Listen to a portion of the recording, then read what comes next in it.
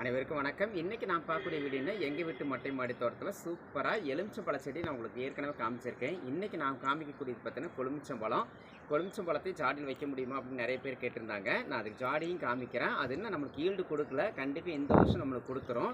ஜாடி பாருங்கள், இந்த ஜாடி இதில் பாருங்கள், இந்த கொழுமிச்சம்பழம் எவ்வளோ உயரமாக வளர்ந்துருக்கு. இதில் சங்குப்பூ செடி வந்து ஆக்கிரமிச்சிக்கிச்சுங்க, வேற ஒன்றும் இல்லை. பாருங்கள், இதான் கொழுமிச்சம்பழம் மரச்செடி. இது பார்த்து நல்லா உயரமாக நம்மளுக்கு வளர்ந்துருக்கு. இது கண்டிப்பாக நம்மளுக்கு ஈல்டு கொடுக்கும் அப்படிங்கிற நம்பிக்கை இருக்குது. ஏன்னா இந்த எலுமிச்சம்பழத்து இதே மாதிரி தான் இருந்தது, கண்டிப்பாக அதுவும் காய் குடிச்சிது. அதே மாதிரி இது கொழுமிச்சம்பழம் வந்துன்னா கண்டிப்பாக ஒரு வீடியோ கொடுக்குறேன்.